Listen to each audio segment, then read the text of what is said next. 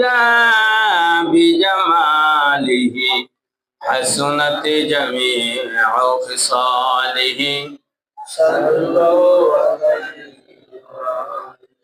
इलाही दिखा दे हमें दियारे मदीना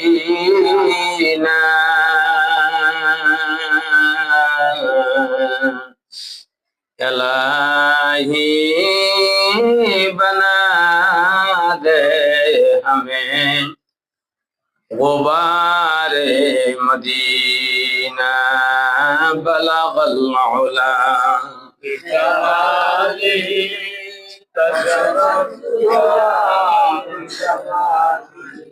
हसनत जमीअ खिसालिहि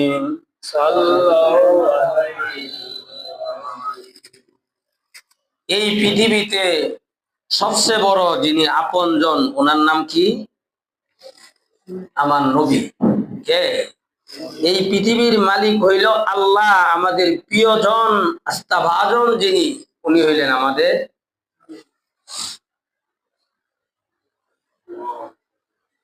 যেই মালিক আমাদের আল্লাহ। রাত্রে 12টা-1টার সময়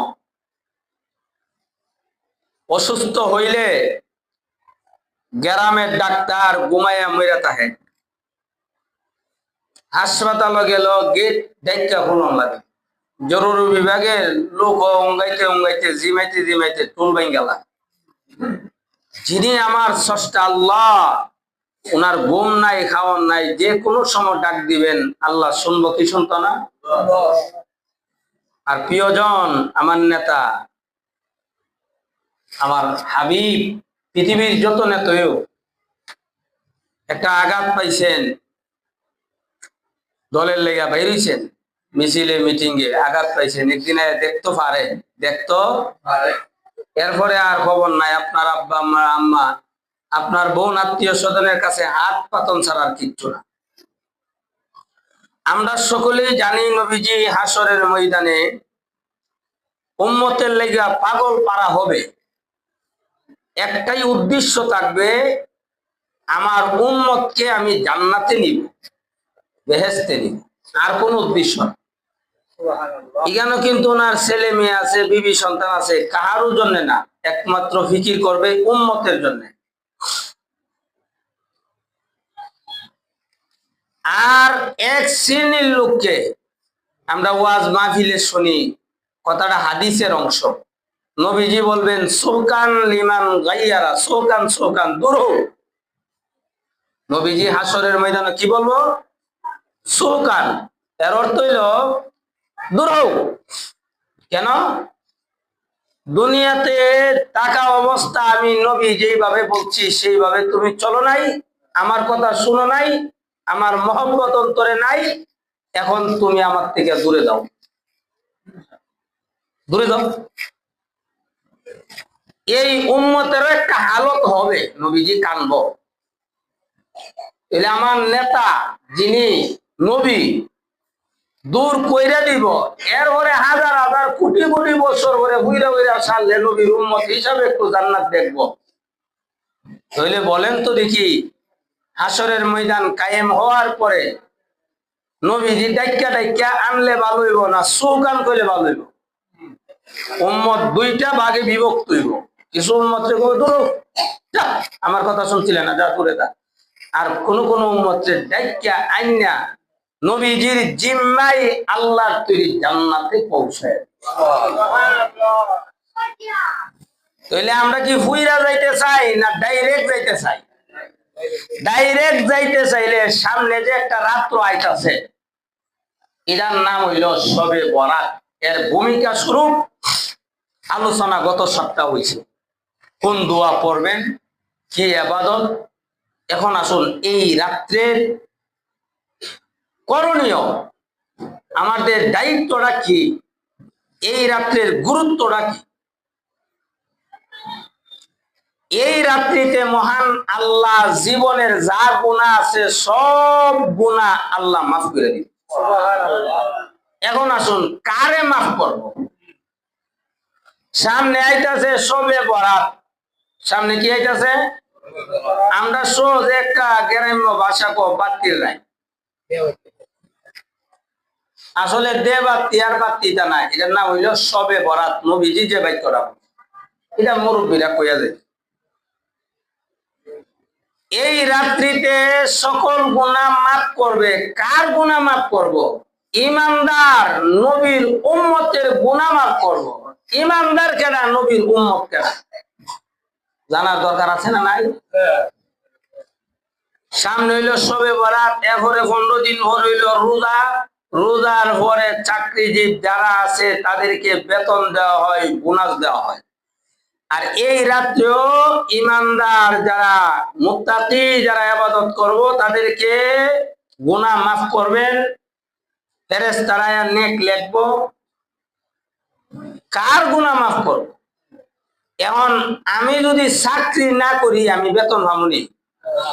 ব্যাংকের মধ্যে গিয়া কাতার ধরছে, কাতার হইলো দুইটাই, সরকারি চাকরিজীবী যারা আপনারা একটা কাতার ধরেন, আর যারা অ্যাকাউন্টে টাকা তুইছেন আপনারা একটা কাতার ধরেন। এখন গিয়া যদি আমি সরকারি চাকরিজীবীর কাতারে দুইটা তাহি, আমার নামও নাই, পুস্তা নাই, আমার বেতন দিব? আমার মনে বোনাসটা দিয়ে দিব।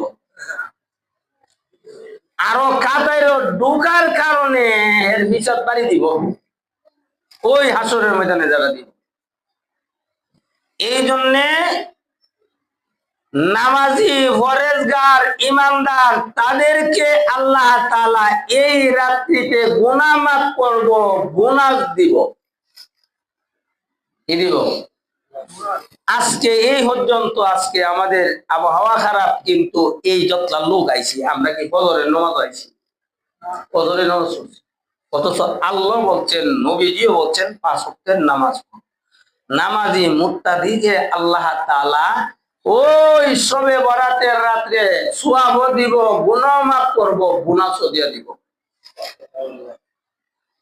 এই জন্য এই আয়াতের ব্যাখ্যার মধ্যে আসেন, নবীজির কাছে বনি ইসরাইলের কথা যখন আলোচনা হয়েছে, তাওরাত, জবুর, ইনজিলের মধ্যে তো তাদের কথা আছে। তারা বিশাল বড় বড় লোক ছিল, প্রায় 350 বছর পরে বয়স হইলে তারা বালেগ হইত। ওই বছর 350 বছর। আর নবীজি দুনিয়াতে থাকা অবস্থায় একজন সাহাবীর বয়স ছিল 350 বছর, যার নাম হইল সালমান ফারসি রাদিয়াল্লাহু। এটাও এমনি হয়েছে না, আমার নবীজি ইসলাম ধর্ম গ্রহণ করার পরে আমার নবীজি হাত উঠায় আল্লাহর কাছে দোয়া করছেন, ওনার সম্পদ সব চাইলে আমরা নবীজির কাছে কালিমা হইয়া মুসলমান।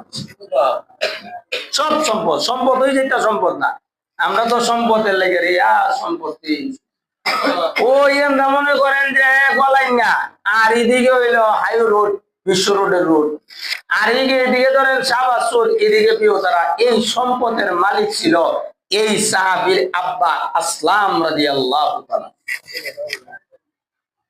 এই সব সম্পদ ছাইয়া দিয়ে আমরা দয়াল নবীজির কাছে কালিমা হইয়া মুসলমান। নবীজি দোয়া করতেন, আল্লাহ আমার এই সালমানের হায়াত বাড়ায় দাও। 350 বছর পর্যন্ত হায়াত দিছে। কোন উম্মতে মুহাম্মদী 350 বছর কিনা 100 বছরে হায়াত হইতো না। 40 বছরের আগে ডায়াবেটিস দুইটা শেষ হয়ে যায়, 100 বছর হায়াত তখন খুব কম। নবীজি দোয়া করছেন, আল্লাহ আমার এই সাহাবীর হায়াত দাও। নবীজির দোয়ার বরকতে সাহাবীর বয়স 350 বছর আল্লাহ হায়াত দান। বালেগ হয় 350 বছরে। তাহলে চিন্তা করেন, আমরা দেশের ফুলাবাইন 12-13 বছর দেলা, ইটা বালেগ। আর ইটার মুখ দিয়া যেতে বাইর, পুরা বাড়ির মুখ দিয়ে যাবে। এক ফুলা কো এমন তাবিজ করবো তোমারে, যেদিকে যাও সেদিকে শুধু দেখবা আমারে। না বালক ফোলা, এও বালেগ হয়েছে, ভান্ন হয়েছে। আর ওই দিন বনি ইসরাইলের যুগে, আমরা নবীর যুগের আগে 350 বছর হইলে তারা বালেগ হইতো। চিন্তা করেন, ভুক্ত হইব কোন সময়, বিয়া করবো। আল্লাহ কোরআন শরীফ বলছে, আলাম তারা কাইফা ফাআলা রাব্বুকা বিআদ।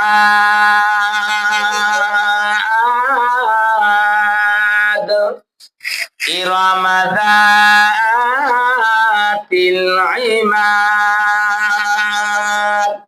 তারা বড় বড় অট্টালিকা, বড় বড় পাথর দিয়া, মনে করেন বড় বড় পাথর দিয়া সেটা এল্লা এইভাবে দইরা আলগি দিয়া সেটা ঘর বানাইলি। এত বড় বিশাল ছিল। এর দৃষ্টান্ত লেখা হয়েছে আমাদের বর্তমান যুগে মোবাইলের টাওয়ার যতান বড় এতান বড় একটা লোক ছিল। 700, 800, 1000 বছর, 2000 বছর হায়াত।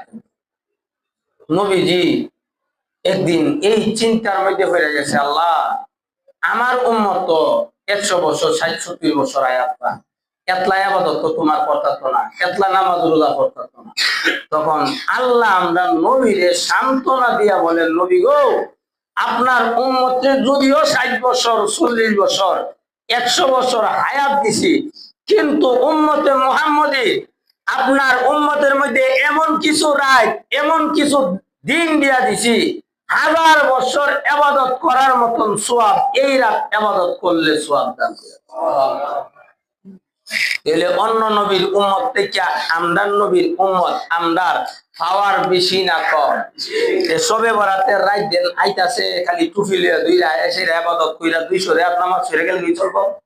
ফজরের দরকার নাই, জোহরের দরকার নাই, আসরের দরকার নাই, মাগরিবের দরকার নাই, এশার দরকার নাই। এমন মুসলমানত্ব আছে জুমার নামাজ পড়ে। জুমার নামাজ না পড়লে কি হয় এই কথা যদি মানুষ জানতো, তাহলে জীবনে মসজিদ গড়ে ছাড়লো না। আমরা সিয়ালি সরকারি লেখা থাকবো, নামাজ পড়ে সরকারি করলে না করছে কি?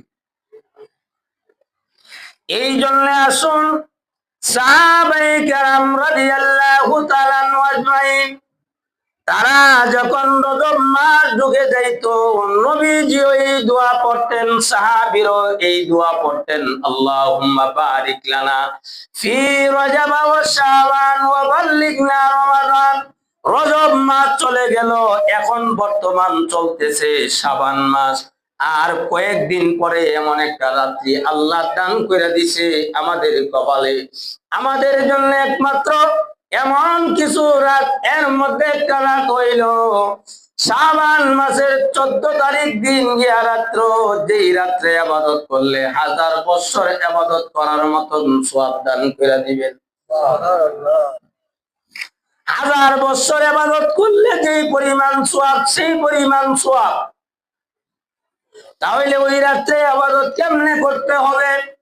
যারা আমরা নামাজ পড়ি না, ওযু ইস্তেনজা কইরা নিজেরে একবারে পবিত্র কইরা আল্লাহর দরবারে তওবা করতে হইব। আল্লাহ জীবনে আর নামাজ ছাড়বো না, জীবনে আর হারাম খাবো না, জীবনে মা বাবারে কষ্ট দিব না, সব কিছু মাথার মধ্যে লইয়া তওবা করে আল্লাহর দরবারে কান্দাকাটি করে যদি আমরা আল্লাহর গোলামি করতে পারি, তাহলে আশা করা যায় আল্লাহ আমাদের মাফ করে দিতে পারে। এই জন্য কত বুজুর্গ বলেন, আমাদের মধ্যে নামাজি হইল কয়েক শ্রেণী। এর মধ্যে এক শ্রেণীর নামাজি হইল শুক্র আলী নামাজ, শুক্রবার আইলে টুপিটা লইয়া। 2 নম্বর হইল বিপদের নামাজ, বিপদ হয়ে গেছে টুপি লইয়া করাইলাম না। মুমিন এবং মুত্তাকি আল্লাহর বান্দা যারা গ্রহণ করে স্বীকার করে, নবীর উম্মত যারা স্বীকার করে, তাদের জন্য আজান পড়ার সাথে সাথে মসজিদে আওয়া হইল ফরজ। মসজিদ আছে, যেহেতু আমি বাড়িতে নামাজ পড়ুন, জামাতের সওয়াব আপনি পাইলেন না, বাড়িতে আপনি নামাজ পড়েন। নামাজের এত মাসআলা আল্লামা মুফতি নুরুল্লাহ সাহেব রাহমাতুল্লাহি আলাইহি, যাকে ফখরে বাঙ্গালে না পড়ার মুফতি না পড়ার পরেও তাকে মুফতি আজম বানায়া দিছে। অর্থাৎ মুফতি ফরন লাগছে না, ওনার ভিতরে যে এলেম, এই বাংলার ফখর শ্রেষ্ঠ আলেম যিনি ছিলেন আল্লামা তাজুল ইসলাম রাহমাতুল্লাহি আলাইহি, উনি মিশর থেকে হাজার হাজার আলেমরা একটা উপাধি দিয়েছিল, যার নাম হইল ফখরে বাঙ্গাল, বাংলার ফখর। এই আল্লামা মুফতি নুরুল্লাহ সাহেব রাহমাতুল্লাহি আলাইহি এই ব্রাহ্মণবাড়িয়া জেলা মসজিদের খতিব ছিলেন। উনি বলছেন, আমি তো এই কিতাবগুলি আমি পড়েছি, নামাজের কিতাবগুলি পড়েছি। ও মুসল্লিরা শুনেন, নামাজের দেন কত মাসআলা আছে, এটার শুরু আছে, কোনো শেষ নাই। শুরু আছে, শেষ নাই। আমি নুরুল্লাহ বলে পারবো না, শেষ নাই। অর্থাৎ নামাজ আপনি যদি বাড়িতে পড়েন, নামাজ হইব, জামাতের সওয়াব পাইবেন না। বাড়িতে পড়ার বিধান আছে, যেই বিছনার মধ্যে আপনি ঘুমাইবেন, ওই বিছনার মধ্যে আপনি নফল পড়বেন। যেই বিছনার মধ্যে আপনি ঘুমাইবেন, নিয়ম হইল নফল পড়া, সুন্নত পড়া, সালাতুল হাজত পড়া, সালাতুল তাসবিহ নামাজ পড়ো। এই ঘরটারে শূন্য ঘর বানানো না, এই ঘরটার মধ্যে নামাজের আসর রাখতে হবে। নবীজি যখন হুজরার মধ্যে থাকতেন, নবীজি হুজরা খানার মধ্যে সুন্নত পড়তেন, নবীজি নফল বন্দিগি করতেন, নবীজি সাদ্দান মধ্যে পরে কান্দা দিত, হুজরা খানারও মসজিদ বানায়া দিত। আমাদের নবীজির কান্নার কারণে জানেন, এই জন্য কবি বলেন, মসজিদে ও সুদে মারু এ জমিন। প্রত্যেক নবীর উম্মতরা তারা তাদের ইবাদত খানার মধ্যে নামাজ পড়তো, কিন্তু আমাদের নবীজির কারণে মহান আল্লাহ বানায়া দিয়েছে, তামাম পৃথিবীটারে মহান আল্লাহ মসজিদ বানায়া দিয়েছে, তামাম পৃথিবীটারে মসজিদ। আপনি ক্ষেতের কাজ করতেছেন, ক্ষেত লাগাইতেছেন, ক্ষেত কুবাইতেছেন, আযান পড়ে গেছে, শরীর পাক, কিন্তু এইগুলি গুছাইতে পারবেন না। আল্লাহর বিধান হইল, নবীজি বলছেন, ও আমার উম্মত, আমি নবীর কারণে জমিনদারে মসজিদ বানায়া দিছে। তুমি ক্ষেতের লাইল্লা যদি পরিষ্কার থাকে, পবিত্র থাকে, তাহলে আল্লাহু আকবার বইলা ওযু কইরা নামাজ পড়ো, তোমার নামাজ ক্ষেতের লাইলো তোমার নামাজ হইয়া যাইব। কিন্তু অন্য নবীর উম্মতরে আল্লাহ এই বিধান দিছে না, একমাত্র আমদারে দিছে। তাহলে ইসলামদারে নবীর কারণে সহজ বানাইছে না কঠিন বানাইছে? ওই যদি আমি নামাজি হইতাম, পশ্চিমের বন্ধ যদি আর উত্তর বন্ধ, দণ্ডের বন্ধ কাজ করতাম, দৌড়াইয়া কুদাল ফলাইয়া মসজিদে নামাজ পড়া লাগলো। কিন্তু নবীর উম্মত হইতে গিয়া মহান আল্লাহ আমাদের সহজ কইরা দিছে। কাপড় যদি পবিত্র থাকে, ওযু বানাইয়া ক্ষেতের লাইলের মধ্যে যদি জোহরের নামাজ পড়ো, নামাজ হইব, আসরের নামাজ পড়ো, নামাজ হইব, মাগরিবের নামাজ পড়ো, নামাজ হইব, এশারের নামাজ পড়ো, নামাজ হইব, আপনি যদি ফজরের নামাজ পড়েন, নামাজ হইব। কিন্তু জুমার নামাজ আয়া এলাকার জামে মসজিদের মধ্যে পড়তে হইব। এমন মানুষ সমাজে নাই যে জুমার নামাজও পড়ে না? আছে না নাই?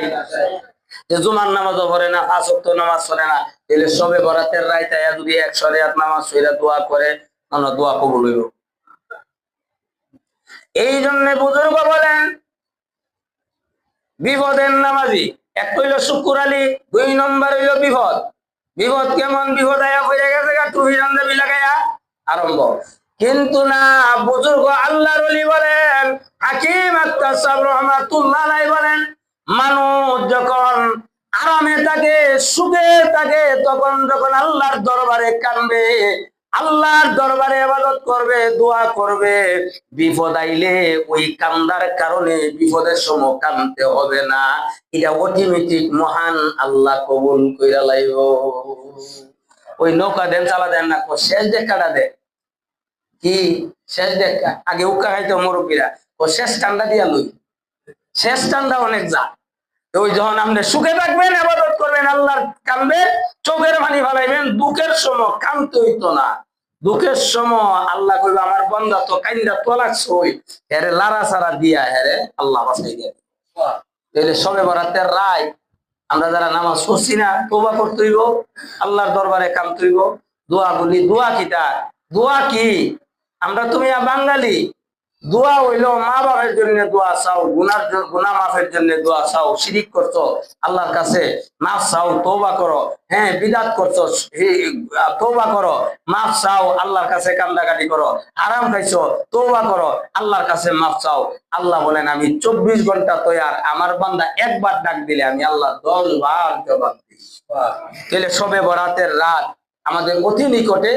সাহাবায়ে কেরাম বেশি বেশি কোরআন তেলাওয়াত করতেন আর দান সদকা করতেন।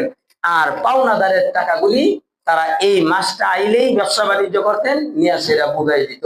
আল্লাহ আমাদেরকে এই আমলগুলি করার তৌফিক দান করুক। সবাই বলেন আমিন। যারা সুন্নত করছেন না সুন্নত